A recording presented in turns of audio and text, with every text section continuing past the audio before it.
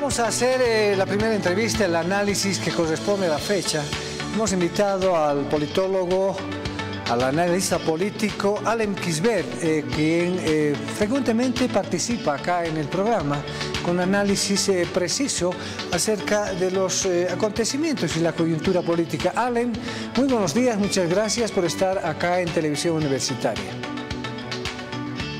Sandro, ¿cómo estás? Muy buenos días, gracias por la invitación y aplaudir el trajecito que llevas el día de hoy, muy agradable color. Muchas gracias, hermano. Bueno, quisiera partir el análisis en dos vertientes para poder aterrizar en el tema que nos importa y que por eso te hemos convocado. En las últimas jornadas está apareciendo una reorganización de la derecha, llamémosle de esta forma, o de los partidos tradicionales. Hemos visto que existen propuestas o candidaturas de un grupo, el Búnker, que ha trabajado mucho a través de redes sociales. Bueno, tenían unos programas que generaban debate. Bueno, también están apareciendo los ultraliberales. Es decir, ha aparecido así fugazmente Antonio Saravia, que vive en los Estados Unidos y ha tenido bastante presencia, sobre todo en el TikTok. Bueno, en Santa Cruz se está trabajando, una vez de que Fernando Camacho, digámoslo, está marginado, está anulado del ámbito político, empieza a emerger la candidatura de Vicente Cuéllar, el rector de la Universidad Autónoma Gabriel René Moreno, que digamos es algo intermedio. También el vicerrector está con el comité cívico, digamos, de Santa Cruz. Bueno, también Manuel Morales, que es uno de los primeros ejecutivos del CONADE, ha indicado de que se van a realizar en Santa Cruz o en Cochabamba con congresos, llamémosle así, para elegir, para poder unificar a los partidos tradicionales y elegir un candidato. Bueno, y fíjate, al interior del movimiento al socialismo parece que también se bifurca esta situación con los arcistas y los, digamos, radicales de Evo Morales. Estos últimos quieren hacer su congreso en Cochabamba, en el trópico en realidad, y ahora se presenta precisamente los renovadores quieren llevar ese congreso o quieren hacerlo en la Ciudad del Alto. Es larga la pregunta, pero vayamos por partes. Allen, por favor. Y ya, mira, algo que no se está entendiendo y algo que está mal dirigido, creo que el movimiento socialismo es el único que de alguna forma la corriente arcista sí lo está concibiendo. Bolivia, desde el surgimiento de la democracia en el aparato político para la administración de Estado, partidariamente hablando, siempre han estado enfocados o siempre han estado dirigidos por partidos de izquierda, UDP, MNR, el MIR, y así progresivamente CONDEPA y otros partidos, en este caso el movimiento al socialismo. Entonces, estos partidos de alguna forma comprenden hacia dónde va girando la intención de los votantes, de nosotros los ciudadanos de pie. Entonces, todas estas miradas partidarias para la administración de izquierda siempre han concebido una relación directa, así sea desde una mirada radical de derecha, como lo fue en su última etapa el MNR. Entonces, estos partidos siempre han concebido la importancia del votante, y la importancia del votante emerge desde la reivindicación progresista, de izquierda, contestataria, como lo quieramos llamar. Entonces, esta es una forma de entender la política de ahora. La segunda etapa que tú me preguntas, los nuevos partidos o las nuevas emergencias de derecha, conservadoras o hasta prefascistas, digamos, tienen la intención de unificarse para contrarrestar al partido. Dos cosas denotamos de esta interpretación o de estas alianzas. Uno, que no se sienten fuertes para combatir a un movimiento al socialismo. Dos, que no se está entendiendo cuál es la carga social de la realidad nacional hacia un proceso electoral. Al no entender estas dos variables, obviamente los partidos pequeños, llamémosle el búnker, o formas de organización entre las diferentes formas de no progresistas o no de izquierda, van a tratar de fusionar para tratar, no para entender, para tratar de entender hacia dónde va virando el proceso electoral. El problema está que estos partidos de derecha, ya vayamos por esa línea, que estos partidos de derecha siempre han sido muy vulnerables a la influencia internacional. Y la influencia internacional de hoy por hoy ni siquiera emerge de los papeles teóricos de lo que es los partidos fascistas o prefascistas que están emergiendo en Europa nuevamente, sino estas influencias externas vienen de manera directa del señor Milei, en este caso por el lado de Argentina, con un discurso muy radical, muy de derecha, muy prefascista también, trata de imponer una nueva política del qué hacer ante la izquierda administradora del gobierno argentino en este caso, y de alguna forma, pero muy timorata, nuestra derecha, nuestros partidos opositores, tratan de copiar los discursos, pero muy tenues, muy vacíos todavía, del presidente de El Salvador. Entonces, estas dos variables tratan de influir en en estos partidos, casi grupúsculos de derecha, que intentan pugnar el partido o el poder político en los procesos electorales 2025-2026. Una mirada errada, por supuesto que es una mirada errada, porque no están sumando variables de si me uno al señor Camacho, ¿gano el Alto, gano La Paz o solo gano Santa Cruz? Si me uno al señor Carlos Mesa, ¿gano Santa Cruz o gano el sector progresista con masa altamente votante, o simplemente una pequeña capa de los sectores urbanos de algunas ciudades, que sería Sucre, La Paz y quizás Cochabamba, pero no así de Santa Cruz? Entonces, estas variables les dejan muy al margen de poder entender la realidad nacional, y eso me parece un verdadero error político. Alem, ahora, ¿cómo podemos evaluar esta nueva configuración de escenarios, toda vez de que las clases medias que han sido incrementadas en los últimos años son o van a ser un parte importante en el juego político? Es decir, captar a los sectores medios con discursos ya sea radicales, tú lo dices, profascistas, o con un discurso aglutinador de lo que es lo nacional popular. Es decir, ¿por dónde más o menos deberían marcar o funcionar los partidos políticos o las agrupaciones políticas? Mira, yo ahí me animaría más por una línea economicista, si vale el término. Mira, por ejemplo, el señor Doria Medina, si bien tiene una fuerte campaña política en las redes sociales, sobre todo en el sector urbano, La Paz, Santa Cruz, las estadísticas han mostrado que su primer bastión electoral es el Alto, y el Alto tiene una mirada completamente empresarial, llámese la vendedora que está vendiendo sus bolsitas en el piso o los dueños de los choletes. Entonces, esa mirada empresarial alteña hace que su visionario caudillo preelectoral, digamos, en este caso el señor Doria Medina, esté en su imaginario político.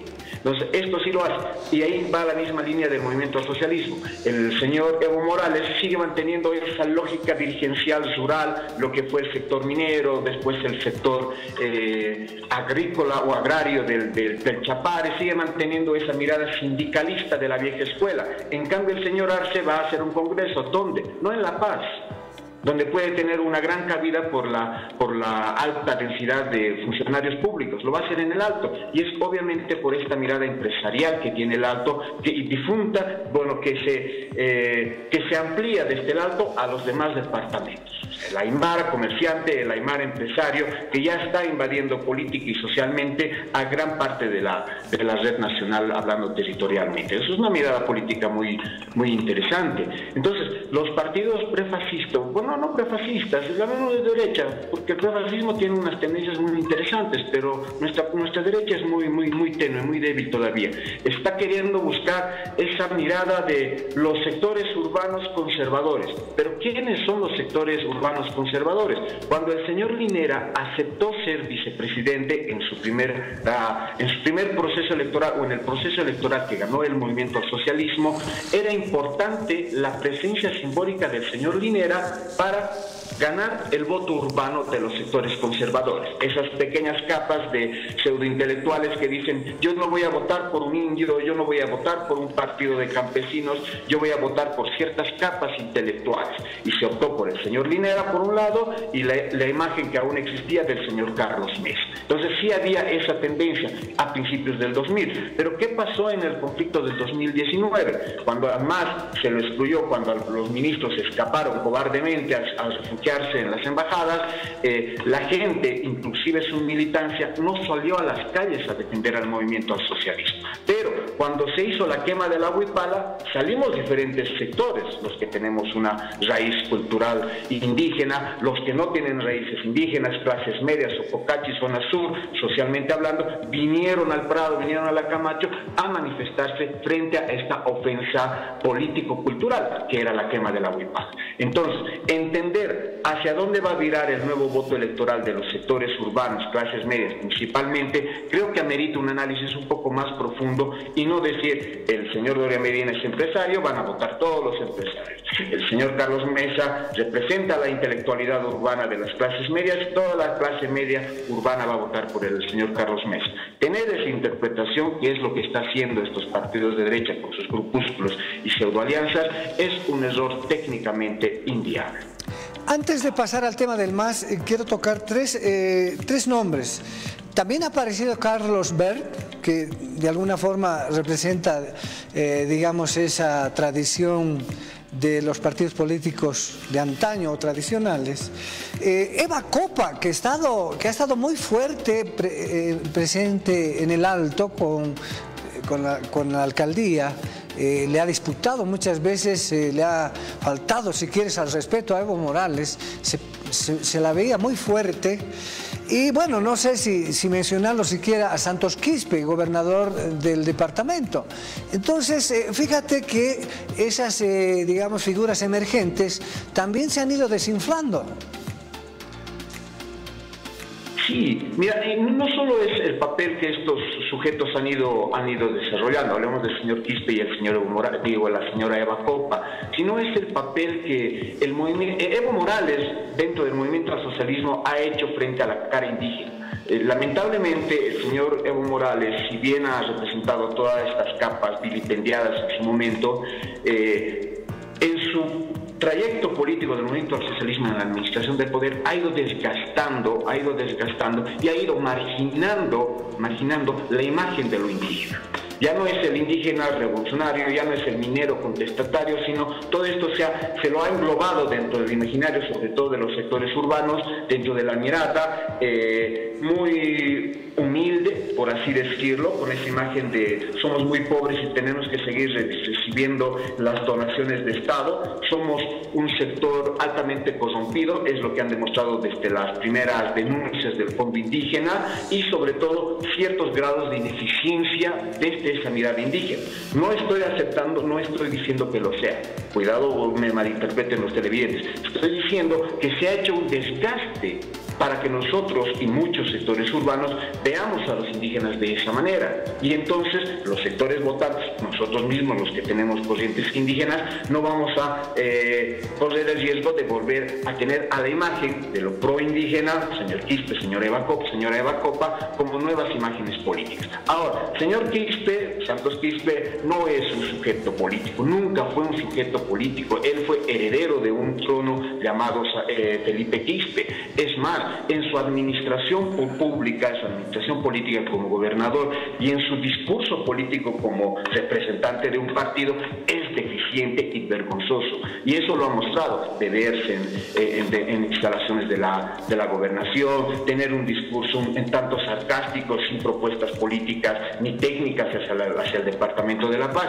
Y la señora Eva Copa, más allá de los intentos del mismo movimiento al socialismo de querer desprestigiar su imagen, la señora Eva Copa es una imagen caduca, y no solo ello, sino es una persona no política y es una persona prepotente, que su única intención obviamente es afianzar sus relaciones comerciales con ciertas élites aymaras en la ciudad del Alto. Señor Carlos Bo, muy interesante, una persona muy agradable en su construcción teórica, militante del PS1 en su momento, pero va lejos de tener una mirada política abstracta para entender la realidad nacional. Creo que ya hay ciertos momentos donde los políticos tienen que decir realmente no pude y debo retirarme. Y el señor Carlos Borg, guste o no, ya está en esa etapa. Bien, ahora la pregunta, digamos, determinante. Al parecer Evo Morales tenía mucha fuerza como gran líder, caudillo, carismático, estaba plantado muy fuertemente a inicio de este gobierno, parecía que iba a manejarlo a Luis Arce Catacora, tenía toda la fuerza, la energía, incluso dijo yo le he puesto a dedo a Luis Arce Catacora. Pero conforme va avanzando, Luis Arce Catacora ya prácticamente pareciera que le está robando el partido. Es decir, Evo Morales se está quedando solo, por eso es que está convocando para octubre en Laucaeñe, en Cochabamba, porque ahí está el fuerte, digamos, de la votación y de la organización de Evo Morales. En cambio, tú sabes que Luis Arce Catacora está manejando la billetera. ¿Qué significa eso? Más de 500.000 empleos, gente que está vinculada por una y otra forma. El caso de las organizaciones sociales, el Pacto de Unidad, la CSUTCB, se han alineado prácticamente con Luis Arce Catacora, porque quieras o no, manejar el Estado, pues tiene nomás ciertas ventajas. Parece que Evo Morales está perdiendo su partido. Una pregunta muy interesante y hasta complicada. Mira, Evo Morales con los proyectos Evo Cumple, UPRE, ha tenido una relación constante de inyección económica muy evidente, demasiado evidente. Se han construido colegios, tinglados, buenos, malos, otro debate. Pero se ha construido, la gente ha identificado ese tipo de proyectos del señor Morales. Cuando ha llegado el señor Arce Catacora, se han suspendido a rajatabla este tipo de proyectos, obviamente por las circunstancias económicas, sean nacionales o internacionales, pero se las han cortado. Entonces, dentro del imaginario, yo que hago trabajo rural, he visto que se sigue esperando y aplaudiendo que el señor Evo Morales pueda venir al rescate, por así decirlo, del movimiento al socialismo. Puede ser un concepto ideal todavía. Ahora, hablando directamente del señor Morales y del señor Arce, creo que es el debate muy interesante. Creo que es el debate que existió entre el 86 y el 93 entre el MNR, partido o movimiento, y va de la misma línea. El señor Arce, lo hemos afirmado y se ha afirmado en diferentes medios también, que el señor Arce tiene una mirada tecnócrata, no solo por la administración del Estado, sino desde la administración o cómo concibe él el partido. El partido para el señor Arce Catacora es una mirada técnica, tecnócrata, donde tiene que tener la menor relación posible con los movimientos sociales, y es lo que ha hecho. No se ha relacionado de manera directa con los movimientos sociales. ¿Y por qué digo esto? Porque desde que ha administrado o ha empezado a administrar el Estado como presidente, ningún movimiento social ha tenido la fuerza política, pues ya no la tienen, están desgastadas, no han tenido la fuerza política de interpelar, cuestionar la actitud política del señor Arce Catacora. Pero del señor Evo Morales sí, en diferentes momentos, 2008, 2006, 2012, ha tenido movimientos sociales de importancia nacional, en masa poblacional y en discurso político hacia el presidente Evo Morales. Y el señor Evo Morales, sea solo o sea con su capa de asesores o ministros, ha logrado reducir y controlar estas emergencias populares, que han sido muy fuertes. Entonces, el señor Evo Morales y toda su capa de ministros tiene todavía esa relación directa de hacer el movimiento social. Y por eso, hoy por hoy, el Congreso del Movimiento Socialismo, a la cabeza del señor Morales, va a ser en el sector rural, y del señor Arce Catacora, con una mirada más empresarial economicista, va a ser desde la ciudad de Lagos. Ahora, ¿hacia dónde deriva esto? Es un debate interesante. Los de la oposición se sienten muy halagados. Los de la oposición se sienten muy halagados porque va a haber una fractura, y a partir de la fractura puede ser la oportunidad para la oposición. Y ese vuelve a ser un nuevo error, porque por donde se lo vea y se ha afirmado, el movimiento al socialismo tiene una capa votante de por lo menos un 35%. Y eso es peligroso para la oposición, pero para el movimiento al socialismo simplemente es reafirmar una vez más el voto. Y sea administrador público como militante del movimiento al socialismo, y sea ciudadano de pie, miembro de una organización de base, hace el movimiento al socialismo, la idea sigue siendo el movimiento al socialismo en relación a la obligación sindical de los movimientos sociales y el movimiento al socialismo en la obligación partidaria de los funcionarios públicos. Es una pregunta, yo creo que ahorita todavía amplia para saber a dónde va a derivar el movimiento al socialismo. Nuestro debate sigue siendo, hace las semanas que me invitaste decíamos lo mismo. O es movimiento o es partido, hacia dónde va el movimiento. Es una estructura real, es una ficción. Y hasta ahora sigue siendo la pregunta. Creo que esa es una incógnita que el movimiento al socialismo y sus pequeñas, y sus 2, 3 cabezas que están ahí, solo ellos lo saben. Alem, ya para cerrar tengo un minutito. El tema, ahora, parece que hay 2 diputados, Andrés Flores y Rolando Cuellar, que están instando a que el Congreso que debería, o que se va a llevar adelante en Cochabamba, sea llevado en el alto. Fíjate que hasta eso se está jugando el pellejo, si quieres, el tema de Evo Morales, porque le van a sacar eso más y Evo Morales va a quedar desguarnecido. Sí, mira, ese es el problema y ese es el problema de todo partido. El problema de todo partido y todo caudillo como presidente, como administrador, es que siempre estás al lado de los, voy a usar ese término muy coloquial, por así decirlo, de los lamebotas. Y los lamebotas te van a decir, estás bien, estás bien, estás bien. El señor Linera al señor Morales le ha dicho, estás bien, estás bien, estás bien, y se ha demostrado que no lo está. Y lo mismo está pasando con el señor Catacora, que le están diciendo que la situación está bien y no está avanzando de la manera positiva. Se está cometiendo los grandes errores. Posesionarlo de nuevo al señor del Castillo, un gran error técnico. Y ahora, en lo que daban los adelantos de tu programa, se está pidiendo al mismo Congreso que no se le hizo caso, que ahora se le apruebe un crédito de 1.400.000 millones. O sea, ese tipo de contradicciones te los genera ¿quién? Las personas más cercanas al caudillo. Y el caudillo está obedeciendo a, estamos bien y ahora avancemos más. Entonces le estarían haciendo, provocarlo más al señor Evo Morales como se lo está haciendo, es un error. Es un error porque cuando a un gato lo acorralas en un cuarto y le echas agua, puede saltar y no sabes cómo lo va a hacer. Y creo que al señor Evo Morales se lo está acorralando demasiado y sus reacciones pueden ser contraproducentes hacia el mismo movimiento al socialismo. Y eso, por supuesto, es otro error. Bien, Alem, como siempre, muchísimas gracias por tu tiempo, por ponerte en contacto con Primera Impresión. Te mando un abrazo, muchísimas gracias. Sandro, a ti un fuerte abrazo y por supuesto gracias por recibirme en tu canal. Hasta otra oportunidad. Bien, hemos estado conversando con Alem Kizir, analista político, y bueno, estos temas coyunturales de la política. Vamos a hacer un corte.